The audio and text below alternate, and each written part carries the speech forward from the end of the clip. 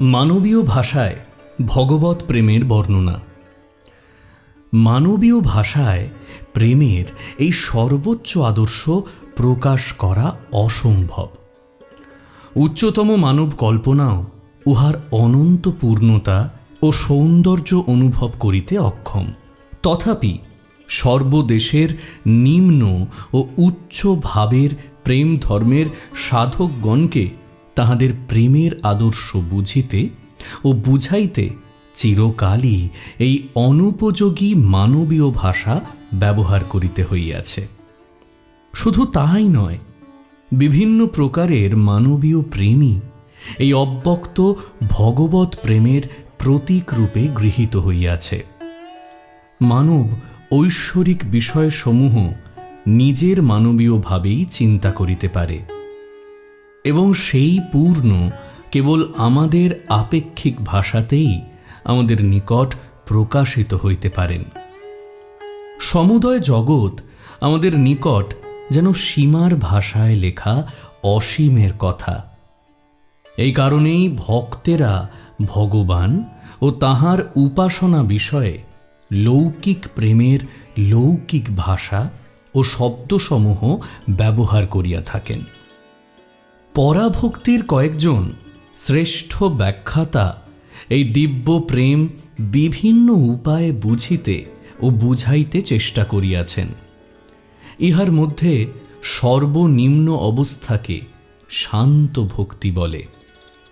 যখন মানুষের হৃদয়ে প্রেমাগ্নি প্রজ্বলিত হয় নাই, বাহ্য অনুষ্ঠানমূলক প্রতীকোপাসনা অপেক্ষা একটু উন্নত সাধারণ শান্ত ভালোবাসার উদয় হইয়াছে মাত্র, উহাতে তীব্র বেগ সম্পন্ন প্রেমের উন্মত্ততা মোটেই নাই, তখন ওই ভাবকে শান্ত ভক্তি বলে।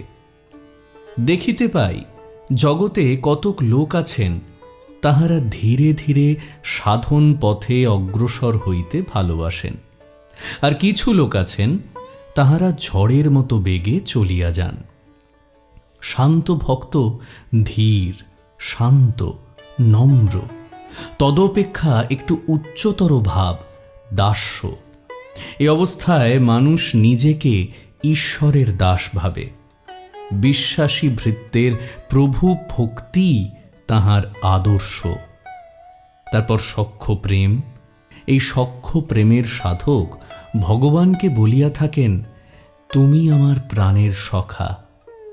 এরূপ ভক্ত ভগবানের কাছে হৃদয় উন্মুক্ত করে।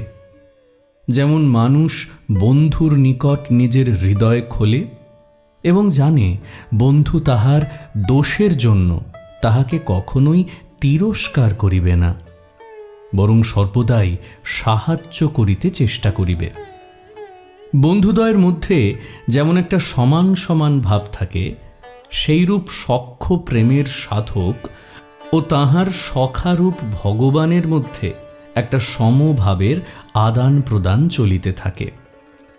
সুতরাং ভগবান আমাদের হৃদয়ের অতি সন্নিহিত বন্ধু হইলেন। সেই বন্ধুর নিকট আমরা আমাদের জীবনের সব কথা খুলিয়া বলিতে পারি। আমাদের অন্তরের গভীরতম প্রদেশের গুপ্ত ভাবগুলি তাহার নিকট জানাইতে পারি। সম্পূর্ণ ভরসা আছে যে তিনি যাহাতে আমাদের মঙ্গল হয় তাহাই করিবেন। এই ভাবিয়া আমরা একেবারে নিশ্চিন্ত হইতে পারি। এই অবস্থায় ভক্ত ভগবানকে তাহার সমান মনে করেন। ভগবান যেন আমাদের খেলার সাথী। আমরা সকলে যেন এই জগতে খেলা করিতেছি। ছেলেরা যেমন খেলা করে, মহামহিমান্বিত রাজা মহারাজগণ যেমন নিজ নিজ খেলা খেলিয়া যান, সেইরূপ প্রেমময় ভগবানও নিজে জগতের সহিত খেলা করিতেছেন। তিনি পূর্ণ, তাহার কিছুরই অভাব নাই। তাহার সৃষ্টি করিবার প্রয়োজন কি? আমরা কার্য করি, তাহার উদ্দেশ্য কোনো অভাব পূরণ, আর অভাব বলিতেই অসম্পূর্ণতা বুঝায়। ভগবান পূর্ণ, তাহার কোনো অভাব নাই। কেন তিনি এই নিয়ত কর্মময় সৃষ্টি লইয়া ব্যস্ত থাকেন? তাহার উদ্দেশ্য কি? ভগবানের সৃষ্টির উদ্দেশ্য বিষয়ে আমরা যে সকল উপন্যাস কল্পনা করি সেগুলি গল্প হিসাবে সুন্দর হইতে পারে, কিন্তু ওইগুলির অন্য কোনো মূল্য নাই। বাস্তবিক সবই তাহার লীলা বা খেলা। এই জগৎ তাহার খেলা, ক্রমাগত এই খেলা চলিতেছে। তাহার পক্ষে সমুদয় জগৎ নিশ্চয়ই শেষ পর্যন্ত একটি মজার খেলা মাত্র। যদি তুমি দরিদ্র হও, তবে দারিদ্র্যকেই একটি কৌতুক বলিয়া উপভোগ করো।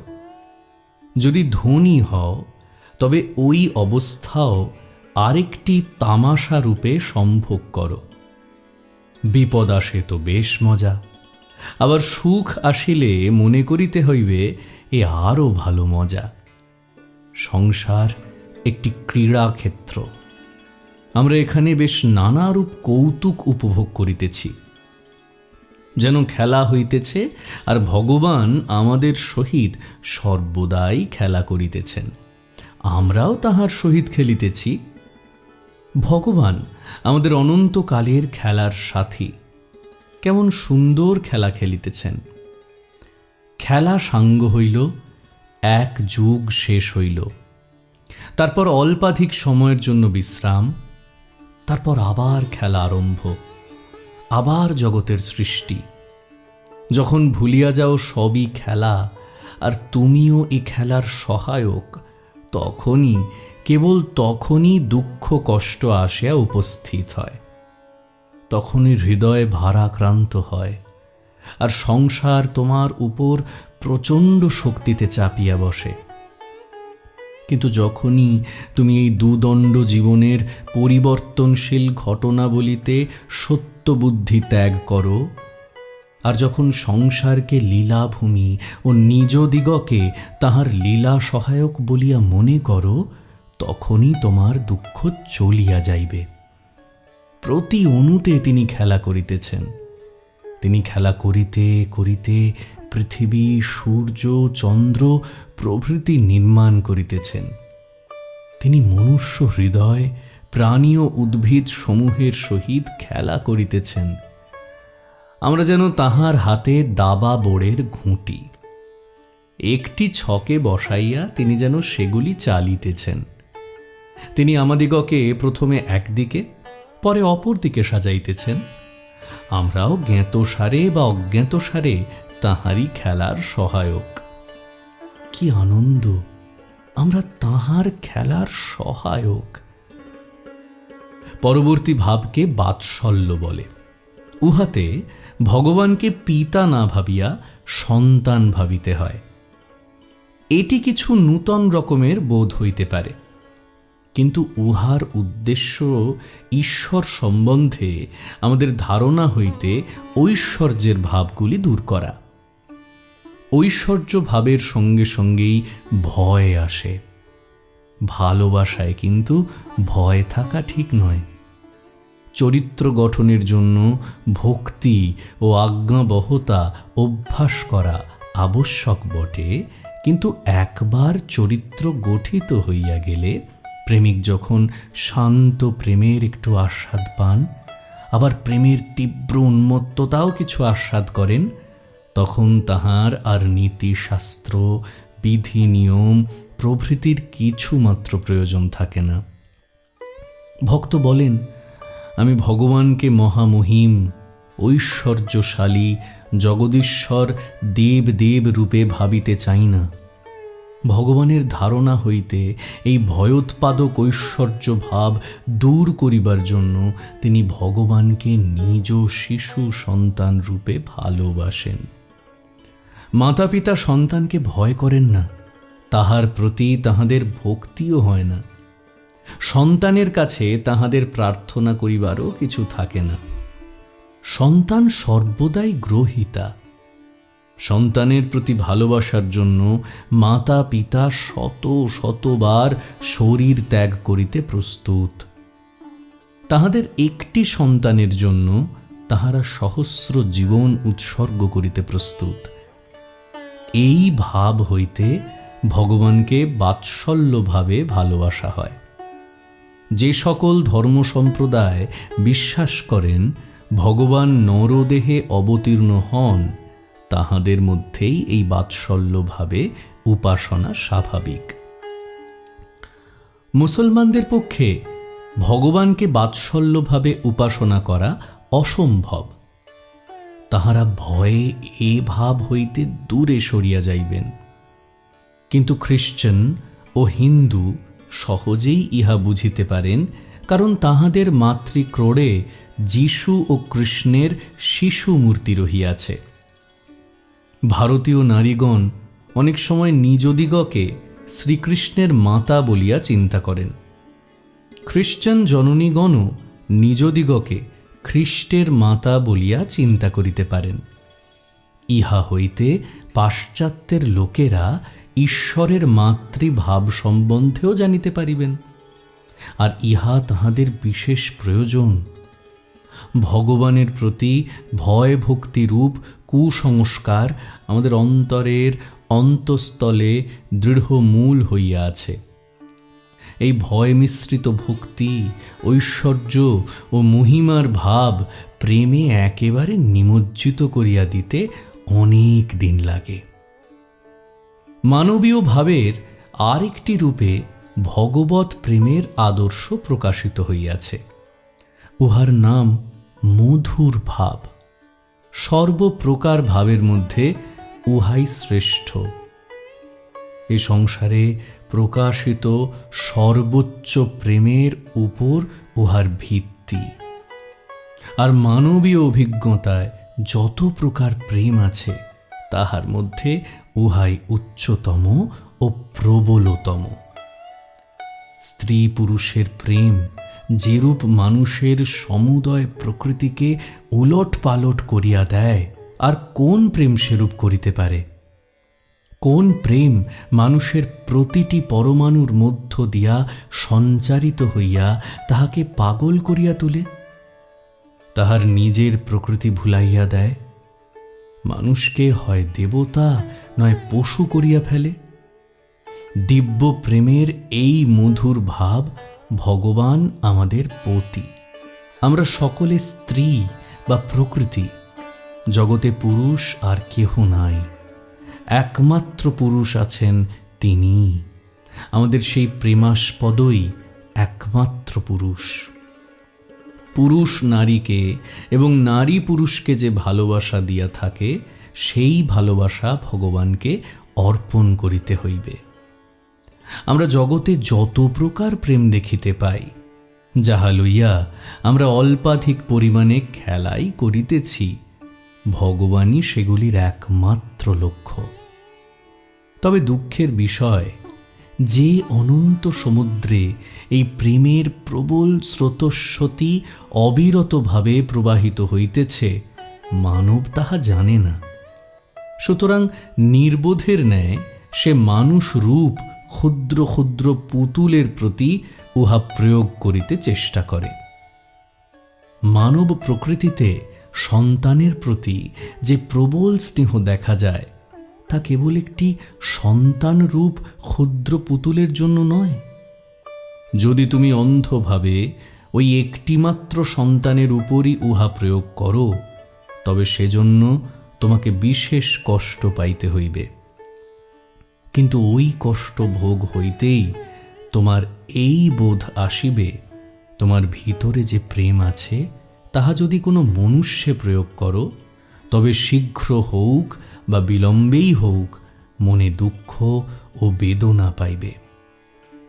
অতএব আমাদের প্রেম সেই পুরুষোত্তমকেই দিতে হইবে, যাহার বিনাশ নাই, যাহার কখনো কোনো পরিবর্তন নাই, যাহার প্রেম সমুদ্রে জোয়ার ভাঁটা নাই।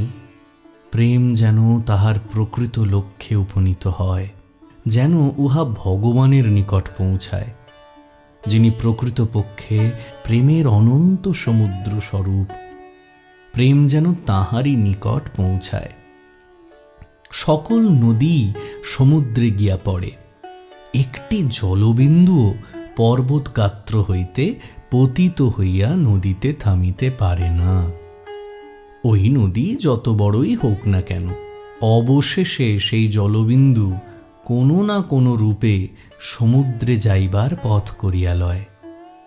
ভগবানই আমাদের সর্বপ্রকার ভাবাবেগের একমাত্র লক্ষ্য। যদি রাগ করিতে চাও, ভগবানের উপর রাগ করো, তোমার প্রেমাস্পদকে তিরস্কার করো, বন্ধুকে ভর্ৎসনা করো। আর কাহাকে তুমি নির্ভয় তিরস্কার করিতে পারো? মর্ত জীব তোমার রাগ সহ্য করিবে না, প্রতিক্রিয়া আসিবেই।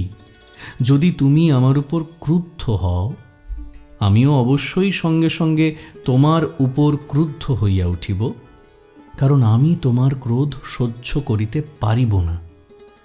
তোমার প্রেমাস্পদকে বলো, তুমি আমার কাছে কেন আসিতেছ না? কেন তুমি আমাকে এভাবে একা ফেলিয়া রাখিয়াছ? ভগবান ছাড়া আর কিসে আনন্দ আছে? ছোট ছোট মাটির ঢিপিতে আর কি সুখ? অনন্ত আনন্দের ঘনীভূত ভাবকেই অন্বেষণ করিতে হইবে। ভগবানই এই আনন্দের ঘনীভূত ভাব। আমাদের সকল ভাবাবেগ যেন তাহারই সমীপে উন্নীত হয়, ওইগুলি তাহারই জন্য অভিপ্রেত। লক্ষ্যভ্রষ্ট হইলে ওইগুলি নিজভাবে পরিণত হয়। সোজা লক্ষ্যস্থলে অর্থাৎ ঈশ্বরের নিকট পৌঁছিলে অতি নিম্নতম বৃত্তি পর্যন্ত রূপান্তরিত হয়। মানুষের শরীর ও মনের সমুদয় শক্তি যেভাবেই প্রকাশিত হোক না কেন, ভগবানই ওইগুলির একমাত্র লক্ষ্য, একায়ন। মনুষ্য হৃদয়ের সব ভালোবাসা, সব প্রবৃত্তি যেন ভগবানের দিকেই যায়। তিনিই একমাত্র প্রেমাস্পদ। এই হৃদয় আর কাহাকে ভালোবাসিবে? তিনি পরম সুন্দর, পরম মহিয়ান, সৌন্দর্য স্বরূপ, মহত্ব স্বরূপ। তাহা অপেক্ষা সুন্দর জগতে আর কে আছে? তিনি ব্যতীত স্বামী হইবার উপযুক্ত জগতে আর কে আছে? জগতে ভালোবাসার উপযুক্ত পাত্র আর কে আছে? অতএব তিনি যেন আমাদের স্বামী হন, তিনি যেন আমাদের প্রেমাস্পদ হন। অনেক সময় দেখা যায় দিব্য প্রেমে মাতোয়ারা ভক্তগণ এই ভগবৎ প্রেম বর্ণনা করিতে গিয়া সর্বপ্রকার মানবীয় প্রেমের ভাষাই ব্যবহার করিয়া থাকেন। উহাকেই যথেষ্ট উপযোগী মনে করেন। মূর্খেরা ইহা বুঝে না, তাহারা কখনো ইহা বুঝিবে না। তাহারা উহা কেবল জড় দৃষ্টিতে দেখিতে থাকে। তাহারা এই আধ্যাত্মিক প্রেমোন্মত্ততা বুঝিতে পারে না। কেমন করিয়া বুঝিবে? হে প্রিয়তম, তোমার অধরের একটিমাত্র চুম্বন, যাহাকে তুমি একবার চুম্বন করিয়াছ, তোমার জন্য তাহার পিপাসা বর্ধিত হইয়া থাকে। তাহার সকল দুঃখ চলিয়া যায়। সে তোমা ব্যতীত আর সব ভুলিয়া যায়। প্রিয়তমের সেই চুম্বন, তাহার অধরের সহিত সেই স্পর্শের জন্য ব্যাকুল হও, যাহা ভক্তকে পাগল করিয়া দেয়, যাহা মানুষকে দেবতা করিয়া তোলে। ভগবান যাহাকে একবার তাহার অধরামৃত দিয়া কৃতার্থ করিয়াছেন, তাহার সমুদয় প্রকৃতি পরিবর্তিত হইয়া যায়। তাহার পক্ষে জগৎ অন্তর্হিত হয়। তাহার পক্ষে সূর্যচন্দ্রের আর অস্তিত্ব থাকে না।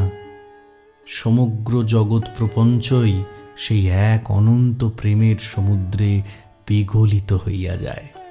ইহাই প্রেমোন্মত্ততার চরম অবস্থা। প্রকৃত ভগবৎ প্রেমিক আবার ইহাতেও সন্তুষ্ট নন। স্বামী স্ত্রীর প্রেমও তাহার নিকট তত উন্মাদক নয়। ভক্তেরা অবৈধ অর্থাৎ পরকীয়া প্রেমের ভাব গ্রহণ করিয়া থাকেন, কারণ উহা অতিশয় প্রবল। উহার অবৈধতা তাহাদের লক্ষ্য নয়। এই প্রেমের প্রকৃতি এই যে যতই উহা বাধা পায়, ততই উগ্র ভাব ধারণ করে। স্বামী স্ত্রীর ভালোবাসা সহজ স্বচ্ছন্দ, উহাতে কোনো বাধাবিঘ্ন নাই। সেই জন্যে ভক্তেরা কল্পনা করেন যেন কোনো নারী তাহার প্রিয়তম পুরুষে আসক্ত এবং তাহার পিতা মাতা বা স্বামী ওই প্রেমের বিরোধী। যতই ওই প্রেমে বাধাপ্রাপ্ত হয় ততই উহা প্রবল ভাব ধারণ করিতে থাকে। শ্রীকৃষ্ণ বৃন্দাবনে কিরূপ লীলা করিতেন, কিরূপে সকলে উন্মত্ত হইয়া তাহাকে ভালোবাসিত, কিরূপে তাহার কণ্ঠস্বর শুনিবা মাত্র গোপীরা, সেই ভাগ্যবতী গোপীরা সব কিছু ভুলিয়া, জগৎ ভুলিয়া, জগতের সকল বন্ধন, সাংসারিক কর্তব্য, সংসারের সুখ দুঃখ ভুলিয়া তাহার সহিত সাক্ষাৎ করিতে আসিত। মানবীয় ভাষা তাহা প্রকাশ করিতে অক্ষম। মানুষ, মানুষ, তুমি ভগবৎ প্রেমের কথা বলো, আবার জগতের সব অসার বিষয়ে নিযুক্ত থাকিতেও পারো। তোমার কি মন মুখ এক? যেখানে রাম আছেন সেখানে কাম থাকিতে পারে না, যেখানে কাম সেখানে রাম থাকিতে পারে না। এই দুইটি কখনো একত্র থাকে না। আলো এবং অন্ধকার, রবি ও রজনী কখনো একসঙ্গে থাকে না।